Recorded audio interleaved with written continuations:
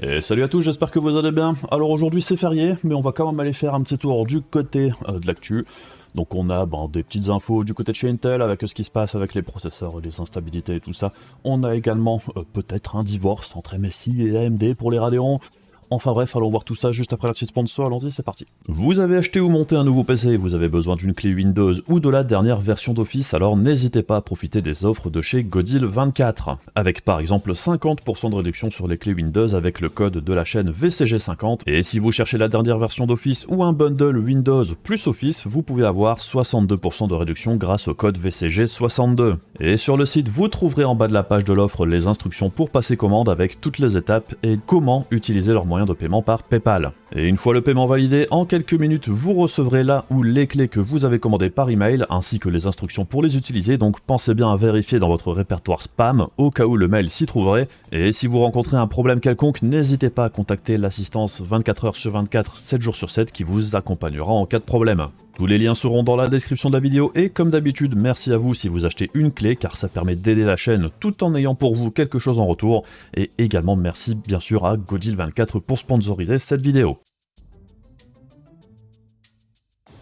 Et donc on commence avec une pratique en Chine, principalement où il y a des puces pour cartes graphiques pour PC portables qui sont détournées et transformées en cartes graphiques pour PC de bureau. Alors, c'est quelque chose qui se fait déjà depuis quelques temps, et c'est devenu plus ou moins populaire à l'époque du minage de crypto-monnaies, mais ça continue dans certains pays tout simplement parce qu'il y a de l'argent à se faire, comme d'habitude. Et pour les utilisateurs, ça permet souvent d'avoir une carte graphique un petit peu moins chère. Et il y a des avantages et des inconvénients à faire ce genre de truc. Alors déjà au niveau des puces elles-mêmes, pour les PC portables, souvent ce sont des puces triées pour avoir une conso un petit peu plus basse que pour les PC de bureau. Puisque pour le marché desktop, la consommation c'est important, mais c'est un petit peu plus secondaire que pour les laptops. Et on se retrouve souvent avec les puces un petit peu moins efficaces sur le marché PC de bureau. On a déjà vu aussi par le passé par exemple que des RX 6600M vendus en tant que carte pour PC de bureau elles avaient de meilleures performances très légèrement qu'une RX 6600 classique à cause de ça. Après, dans le cas qu'on voit ici, on parle de 4090M ou 4080M, il faut bien garder à l'esprit que ce ne sont pas du tout les mêmes puces que pour une 4090 ou 4080 de PC de bureau. Puisque comme on peut le voir au niveau des specs, la 4090M c'est plus une 4080 qu'autre chose, et la 4080M c'est plus une 4070 Ti qu'une 4080 de PC de bureau. Donc si on fait un petit peu ce qui est intéressant, pas intéressant avec ces cartes-là, alors déjà ce qui est intéressant c'est principalement le prix, c'est un petit peu moins cher que des cartes équivalentes parce que c'est du marché gris, tout simplement. Et en plus de ça, comme c'est des puces un petit peu plus efficientes que sur PC de bureau, elles nécessitent des composants un petit peu moins coûteux, au niveau étage d'alim et tout ça, au niveau de la carte elle-même, et peut-être aussi des systèmes de refroidissement. Mais en face de ça, il y a aussi pas mal de problèmes potentiels au niveau du support officiel de la carte, c'est déjà beaucoup plus compliqué. On a aussi des soucis au niveau des drivers de temps en temps, au niveau de la garantie, c'est forcément pas trop ça non plus, puisque c'est fait par des petites boîtes un petit peu sous le manteau. Il n'y a rien de garanti si on achète ce type de carte. Donc même si ça peut permettre de faire quelques économies dans les marchés où ce type de cartes sont disponibles, ça peut être un bon plan pour économiser un petit peu d'argent, mais c'est pas forcément un bon plan sur la longueur. Par exemple, on peut aussi avoir des problèmes. Et donc ce qui ressort un petit peu des tests qui ont été faits chez Pro High-Tech, c'est qu'effectivement, la 4090M, ça ressemble beaucoup à une 4080 au niveau des performances, tout comme la 4080M, ça ressemble beaucoup à la 4070 Ti. Mais ça, je dirais, il n'y avait qu'à regarder les specs pour s'en rendre compte. Et un autre problème potentiel qui a été remonté par ces tests de chez Pro High-Tech, c'est qu'en démontant les cartes, en démontant le système de refroidissement, ils se sont aperçus que les puces étaient craquées. Il y avait des petits bouts qui manquaient. Donc ça, c'est forcément pas très rassurant. Alors ça veut pas dire que la carte ne fonctionne pas, puisque là, ça fonctionnait en l'occurrence, mais niveau dégradation sur le long terme, ça pourrait mourir plus vite qu'une carte classique. Et certaines des cartes avaient aussi des puces de test, et non pas du silicone, je dirais, commercial, donc c'est du matos détourné. Comme je disais tout à l'heure, c'est du marché gris. Donc dans l'ensemble, on n'est pas trop concerné par ce type de cartes chez nous, parce qu'elles sont pas vraiment disponibles, et même si on peut les commander sur AliExpress ou Taobao, ou ce genre de site, mais il faut les faire venir jusque chez nous, c'est pas toujours rentable, ça peut coûter très cher, et plus cher qu'une carte classique, donc la plupart du temps, pour nous ça vaut pas le coup. Malgré tout, je trouve ça quand même assez intéressant d'observer ce type de pratique, puisque c'est vrai qu'en Chine, on voit souvent des trucs un petit peu exotiques, que ce soit des cartes avec plus de VRAM que ce qui est prévu à la base, ou là, des cartes mobiles ou des cartes de test qui sont détournées pour être vendues en tant que carte, je dirais, pour PC de bureau. Donc bref, c'est plus une curiosité qu'autre chose, mais je trouve ça plutôt rigolo. Alors on continue avec des rumeurs en ce qui concerne Arrow Lake S de chez Intel, donc ça à prendre avec des pincettes. Arrow Lake S qui est supposément la prochaine génération de processeurs grand public pour PC de bureau, qui devra arriver fin d'année 2024 sur le nouveau socket 1851.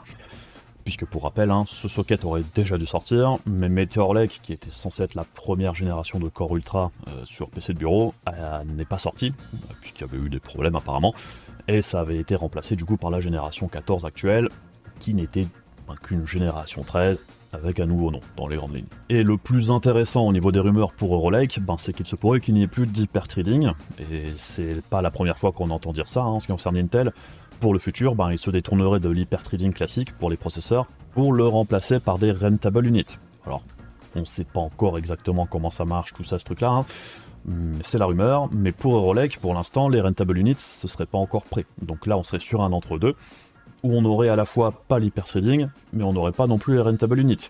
Donc c'est vrai qu'au niveau des performances, par exemple, en multithreading, puisque là, au niveau du nombre de threads, on devrait en avoir moins que sur la génération actuelle, ça pose question. Pour le gaming, ça devrait pas changer grand-chose, puisque il y en a déjà pas mal qui préfèrent désactiver l'hyperthreading dans les jeux, puisque dans certains cas, ça fait perdre en performance, tout comme certains désactivent les e-core, parce que dans les jeux, parfois, ça fait perdre en performance aussi. Donc pour le gaming, le fait qu'il n'y ait pas d'hyperthreading, c'est pas forcément dramatique. Par contre, c'est vrai que en ce qui concerne les performances applicatives, on est déjà un petit peu plus dans l'expectative, puisque on ne devrait pas avoir beaucoup plus de corps, voire pas du tout plus de corps que sur la génération actuelle, mais en plus de ça, on perd l'hyperthreading, et on sait que dans certaines applications, ça a une grande importance au niveau des performances. Puisque si on regarde un petit peu le découpage de la gamme, la configuration maximale, le core Ultra 9 290K, ce serait du 8 gros corps plus 16 petits corps, donc comme pour la génération actuelle. Mais on aurait du coup uniquement 24 threads au lieu des 32 que l'on a sur le 14900K. Pareil pour l'Ultra 7 270K, 8 plus 12 pour 20 threads. Pour l'Ultra 5 260K, 6 plus 8, donc 14 threads, et 6 plus 4 pour l'U5 240F, 10 threads. Donc dans le découpage attendu jusqu'ici, il n'y a pas de révolution, ça ressemble énormément à la gamme actuelle, c'est même exactement la même chose, mais sans l'hyperthreading. La grande question, bien évidemment, c'est qu'est-ce que ça donnera au niveau des performances et surtout au niveau de la consommation. Parce que là, ce serait une vraie nouvelle architecture, là où les générations 12, 13 et 14, c'était des dérivés de la même architecture. On espère aussi surtout qu'Intel aura quelque chose de plus raisonnable au niveau de la consommation énergétique, qui était la grande faiblesse des dernières générations. Donc on attend d'en savoir plus, et il y a des chances qu'on en entende parler d'Arrow Lake au Computex, tout comme on devrait aussi entendre parler de Zen 5 d'AMD dans environ un mois. Et pendant qu'on est chez Intel, on va aussi reparler des problèmes de stabilité sur les générations 13 et 14 actuelles. Alors Intel a enfin publié un papier sur le sujet qui avait été... le premier papier qui est paru, celui-ci là, qui a été reporté sur Videocars mais qui provenait de chez Eagles Lab, ça c'était destiné aux fabricants de cartes mères. Donc ça a été un petit peu déformé au niveau de ce qui est indiqué ici. Sur Intel, je dirais, décharge la responsabilité de ce qui est en train de se passer sur les fabricants de cartes mères, alors que ce qui est indiqué ici, ça aurait pas dû être paru dans le public. Bon, Intel a reparlé sur le sujet hier ou aujourd'hui, je sais plus, où ils indiquent en gros qu'il faut pas blâmer les fabricants de cartes mères, et en réalité c'est vrai, la faute est un petit peu à tout le monde sur le sujet. Il y a d'un côté les fabricants de cartes mères, et il y a aussi Intel qui a sa part de responsabilité sur le sujet. Puisque bon, c'est une surprise pour personne, le gros problème à l'heure actuelle, avec les Core i9 ou même certains i7, c'est qu'en réalité, les fabricants de cartes mères vont peut-être pousser les processeurs trop loin, je dirais de base, en sortie de boîte, avec des BIOS qui permettent de balancer la sauce sans vraiment de limite, ce qui pourrait créer apparemment des soucis de stabilité.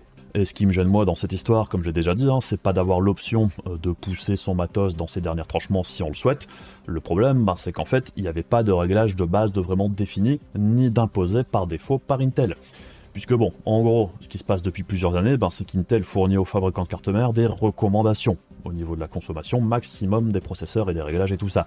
Le comportement du boost, tous ces trucs-là, mais rien d'imposé fermement. Ce sont juste des recommandations, mais bon, du coup, les fabricants de cartes mères, quand on leur laisse la possibilité d'eux, ils vont forcément toujours pousser les réglages le plus loin possible, ce qui est plutôt logique, puisqu'en gros, ça overclock le processeur, et ça permet d'arriver premier s'il y a un comparatif de cartes mères au niveau des performances. Et s'il y a un fabricant qui commence à le faire, les autres derrière sont obligés de suivre. Puisque forcément, s'il y a un fabricant de cartes mères qui montre de bien meilleures performances que les autres parce qu'il te fait un overclock en sortie de boîte comme c'est le cas actuellement, si les autres le font pas, ça donne un coup de boost au niveau de la com et au niveau des ventes, très probablement à un certain fabricant. Du coup, tout le monde le fait. Et ça, je dirais, ça a arrangé tout le monde, Intel les premiers, car vu qu'AMD est revenu très fort dans la course depuis plusieurs années, ça permet aux processeurs d'Intel de grappiller plusieurs pourcents de performance pour rester compétitif, même si c'est au prix d'une conso hyper élevée, tout en restant dans les specs de base.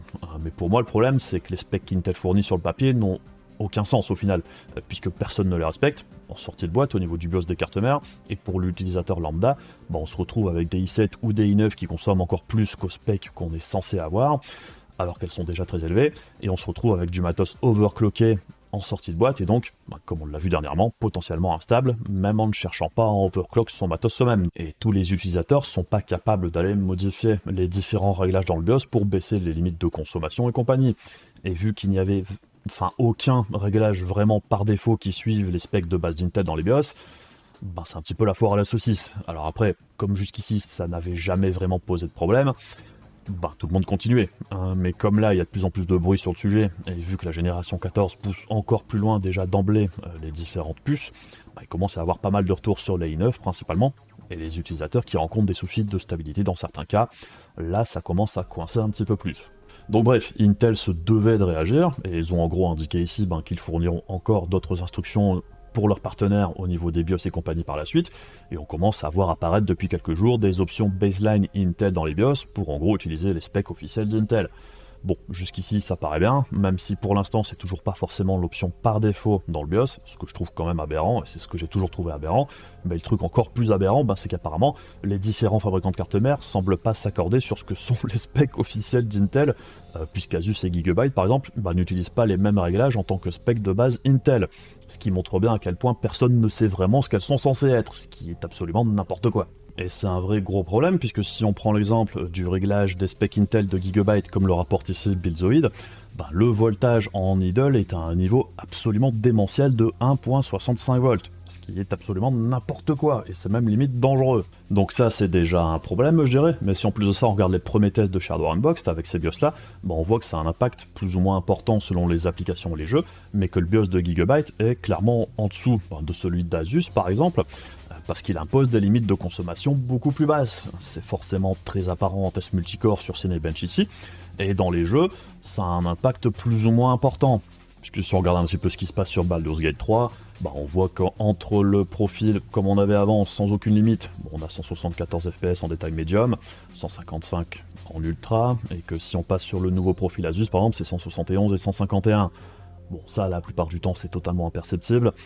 Avec le profil de chez Gigabyte, c'est 164 et 147, donc c'est déjà une perte de performance un petit peu plus marquée, même si c'est pas un drame, on est bien d'accord. Et il y a d'autres jeux comme sur Watch Dogs Legion où on perd quasiment rien, on passe de 196 à 194 et 190, ça change quasiment rien. Donc bref, c'est un petit peu un gros foutoir, et je pense que ça manque beaucoup de clarté de la part d'Intel, et pour moi, il faut vraiment qu'il y ait des specs de base Intel, que ce soit les mêmes pour tous les fabricants de cartes mères, qu'elles soient imposées par Intel comme réglage par défaut, et ensuite, les fabricants ont tout loisir de proposer des réglages similaires à ce qui se faisait jusqu'ici en option. C'est un petit peu comme le XMP qui est aussi un overclock, mais c'est une option à activer en option. On peut choisir de mettre le XMP si c'est pas stable, parce que par exemple le contrôleur mémoire du processeur n'arrive pas à faire fonctionner le XMP, on peut baisser les fréquences de sa RAM, ou on peut racheter un autre kit de RAM ou un autre processeur pour essayer d'avoir un meilleur contrôleur mémoire et compagnie. C'est un overclock. Donc là c'est la même chose. Avec les nouveaux, je dirais BIOS, on est censé avoir quelque chose de stable avec tous les processeurs. Ce qui n'était pas le cas avant, ce qui pour moi n'a pas de sens, puisque pour la majorité des utilisateurs, je pense, perdre 3-4% de performance, mais pour être certain que le processeur sera tout le temps stable, c'est l'option qui serait choisie la plupart du temps. D'autant plus sur des processeurs qui sont déjà, je dirais, poussés à fond de balle. Moi j'utilise un 14700K sur ma config de tous les jours, parce que c'est ce qu'il y a de plus intéressant sur Premiere, avec la partie graphique des processeurs Intel.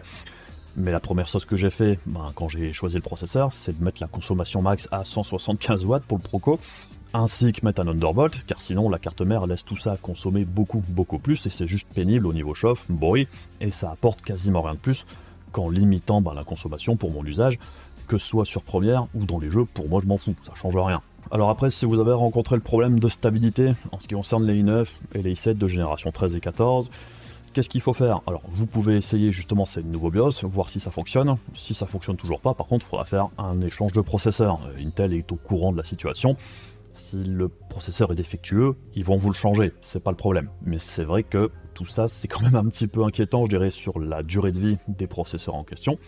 Est-ce qu'il y aura des problèmes à plus ou moins long terme? Puisqu'apparemment, il y a de plus en plus, je dirais, de i9 et 17 qui sont concernés, de 13e génération.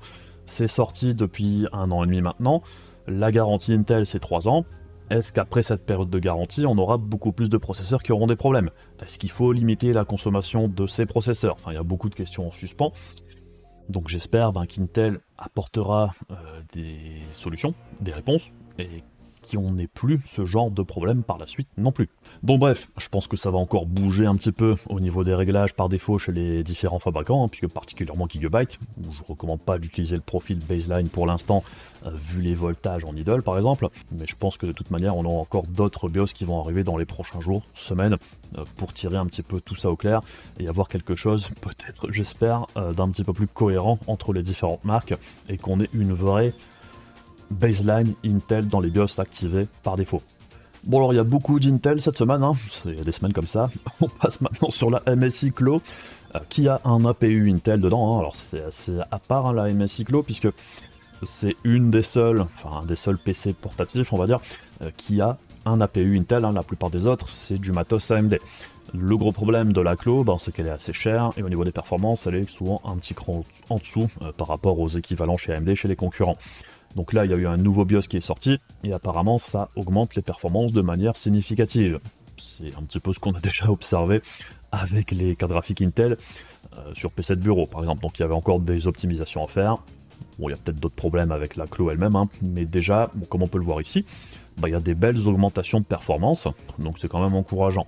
Il y avait un petit peu de marge, et il y en aura probablement encore un petit peu plus. Alors après, je suis pas certain que c'est ça qui permette à la MSI Clo de déchirer au niveau des ventes, puisqu'elle a plutôt mauvaise réputation à l'heure actuelle, mais peut-être qu'avec des baisses de prix et des augmentations de performance, sa réputation pourrait s'améliorer, tout du moins je l'espère. Et pendant qu'on est chez MSI, il y a une autre histoire qui est passée la semaine dernière, il y a quelques jours, avec apparemment MSI qui couperait plus ou moins ses liens avec AMD en ce qui concerne les cartes graphiques, puisqu'il y a eu apparemment Hardware Unbox dans un premier temps qui se posait la question pourquoi il y a de moins en moins de RX 7000 chez MSI, et apparemment il n'y en aurait plus du tout de restock et tout ça en ce qui concerne les cartes qui étaient déjà sorties, mais c'est vrai qu'il n'y a jamais également eu de sortie pour les 7700 XT et 7800 XT chez MSI. Au moment de la sortie de ces cartes là, il y avait une liste de partenaires au niveau de la communication d'AMD avec les différents AIB qui allaient proposer des cartes, mais c'est vrai qu'MSI était absent.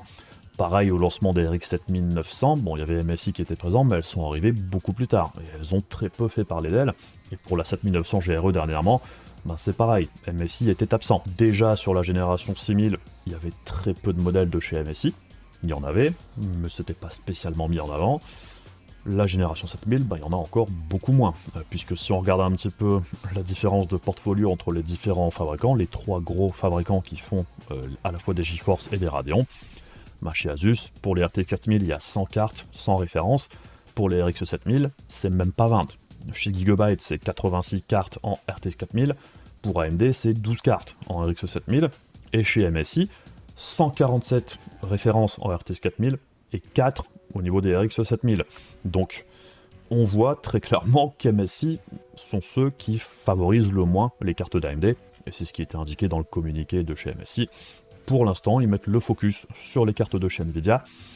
Ils continuent de collaborer avec AMD en ce qui concerne les cartes mères, mais en ce qui concerne les cartes graphiques, on sent que pour l'instant, c'est un petit peu mis en pause avec les Radeon. Est-ce que ce sera toujours le cas par la suite? On n'en sait rien. Je pense pas qu'ils aient fermé la porte totalement, mais clairement, on sent que la volonté, c'est de mettre en avant les RTX plutôt que les Radeon. Alors pourquoi est-ce que ça se produit? On peut supposer tout et n'importe quoi, c'est probablement plus une histoire de gros sous qu'autre chose, puisque malgré une forte communauté de fans de chez AMD qui achètent des cartes AMD, en réalité, au niveau du marché global des cartes graphiques, il y a beaucoup plus de cartes d'NVIDIA qui se vendent que de cartes d'AMD. C'est juste factuel, donc c'est pas vraiment hyper surprenant, par exemple, qu'un acteur comme MSI, s'ils vendent vraiment très peu de cartes de chez AMD, pourquoi s'embêter à les produire, vu qu'ils vendent de l'autre côté beaucoup plus de cartes de chez Nvidia? Est-ce qu'Nvidia n'a pas non plus à chercher à se rapprocher un petit peu plus de certains fabricants pour combler un petit peu, je dirais, le vide qu'a produit le retrait de VGA du marché au lancement des RTX 4000? Après, c'est vrai aussi que du côté des Radeon, J'ai quand même l'impression que c'est les AIB propres à AMD qui tirent un petit peu mieux leur épingle du jeu par rapport aux Gigabyte, MSI et Asus. Parce que j'ai quand même l'impression que ceux qui achètent du AMD ont plutôt tendance à acheter du Sapphire, du Power Color ou même du XFX plutôt que du Asus, Gigabyte ou MSI. Je peux me tromper, hein, mais moi j'ai l'impression, enfin c'est l'impression que j'ai. La plupart du temps, même moi quand j'achète une carte de chez AMD, j'ai plutôt tendance à prendre du Sapphire ou du Power Color ou du XFX. J'ai très rarement eu sous la main une carte Asus de chez AMD par exemple. Donc bon, c'est intéressant, on ne sait pas exactement la raison officielle. Peut-être qu'MSI s'est un petit peu plus rapproché d'NVIDIA avec cette génération de GPU. On verra bien ce qui se passe par la suite. Mais j'ai quand même... Enfin, je pense pas qu'il y ait de cartes MSI du tout sur la prochaine génération de cartes d'AMD, mais on verra bien. Et pendant qu'on est chez AMD, du côté des rumeurs maintenant, donc à prendre avec de grosses pincettes, ça parle un petit peu du Navi 41 qui aurait été annulé. Alors Navi 41, ça aurait dû être le haut de gamme de la future génération de chez AMD pour les RX 8000. Et bon, ça a normalement été annulé de tout ce qu'on a entendu dire. On devrait avoir du Navi 44 et du Navi 48, le 48 étant le plus performant. Mais ça devrait être une puce monolithique assez compacte, qui normalement devrait pas être mise sur le marché trop cher, mais avec des performances plutôt correctes. On entend parler des performances avoisinant la 7900 XT. Reste encore à voir si ça se concrétise, c'est pas à prendre pour argent comptant du tout. Mais pour le Navi 41 très haut de gamme, normalement on avait entendu dire que ce serait une architecture à base de chiplets avec une architecture plutôt compliquée, plutôt complexe, et qui apparemment aurait posé problème d'une façon ou d'une autre, et du coup ça a été annulé, pour peut-être rempiler avec Navi 5 plus rapidement, on sait pas trop. Mais en ce qui concerne Navi 4X, on aurait dû avoir une carte avec apparemment 200 compute units, ce qui est plus du double du nombre de compute units par rapport au Navi 31 qui équipe les 7900 XTX actuels. Donc ça a annoncé quand même du lourd au niveau des performances, puisqu'un doublement du nombre d'unités de calcul, c'est quand même assez massif. Donc bref, on verra bien ce qui ressort de tout ça, et ce que fera AMD après la génération Navi 4, qui apparemment n'aura pas de carte très haut de gamme. Ça ne veut pas dire que ce sera pas intéressant. On verra bien ce qu'ils proposent au niveau du performance prix principalement. Mais c'est vrai que je pense que personne ne serait vraiment contre une génération assez intéressante au niveau du performance prix, qui rappellerait un petit peu Polaris par exemple avec les RX 400 et 500, 580 et compagnie, qui étaient quand même plutôt intéressantes. Je m'attends pas à ce que ce soit aussi peu cher que ça, mais dans l'esprit, que ce soit un petit peu la même chose. On passe du côté des RTX 4000 avec les 4060 Ti qui seraient apparemment en difficulté d'approvisionnement en Chine, puisqu'apparemment sur le board de Channel, qui est un forum où certains distributeurs, grossistes et tout ça discutent, et apparemment l'approvisionnement en 4060 Ti 8 ou 16 Go est assez compliqué actuellement en Chine, ce qui ne devrait pas avoir un impact quelconque sur les 4060 Ti dans le reste du monde. Enfin, les 4060 Ti en Asie se vendent plutôt bien. Peut-être pas autant, enfin c'est peut-être pas le cas chez nous, mais là-bas apparemment ça fonctionne plutôt pas mal. Et il y a des soucis d'approvisionnement. Alors je sais pas si les cartes sont utilisées principalement pour les joueurs, ou si par exemple la version 16 Go est principalement utilisée pour l'intelligence artificielle par exemple, puisque c'est vrai que avec le ban à l'export de certains modèles vers la Chine et tout ça, peut-être que certains se replient sur des cartes un petit peu moins performantes, mais plus faciles d'accès, et aussi moins chères. Donc bon, pas d'effet incroyable à attendre en ce qui concerne les 4060 Ti, je pense pas que les prix remonteront, et comme le dit l'article ici, de toute façon les 4060 Ti, en Europe et dans la plupart du reste du monde, c'est vrai que les cartes sont vite descendues un petit peu au niveau du tarif, puisque c'est vrai qu'elles sont sorties beaucoup trop chères, et je trouve qu'elles sont toujours trop chères pour ce qu'elles proposent. Mais c'est vrai que les prix ont un petit peu baissé depuis leur sortie. Bon, on verra bien, mais je pense pas qu'en Europe ou même aux États-Unis ce soit les cartes les plus recherchées de la part du public enthousiaste PC, on va dire. Et enfin pour terminer, quand on a beaucoup parlé d'Intel, on va encore parler d'Intel, puisqu'il y a les résultats financiers de chez Intel qui sont parus il y a quelques jours. Et dans l'ensemble, c'est pas terrible.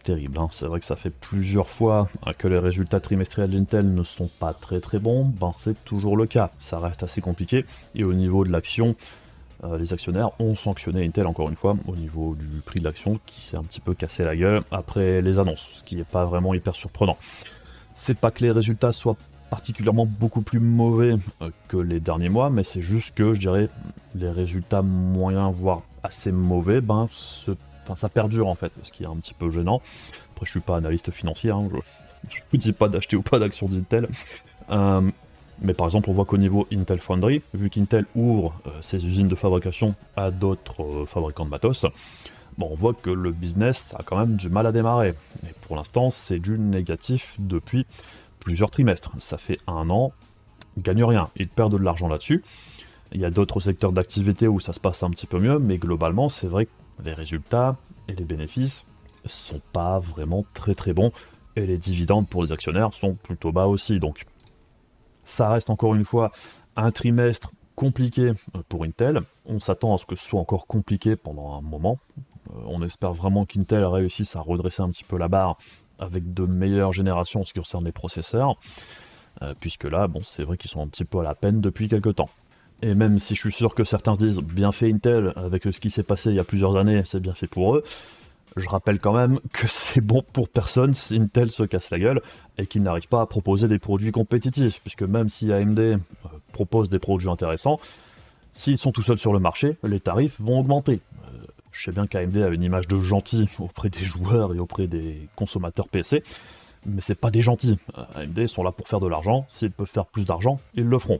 Si Intel est vraiment dans la mouise, vous pouvez vous attendre à ce que les prix des Ryzen augmentent. C'est déjà le cas depuis le début en fait.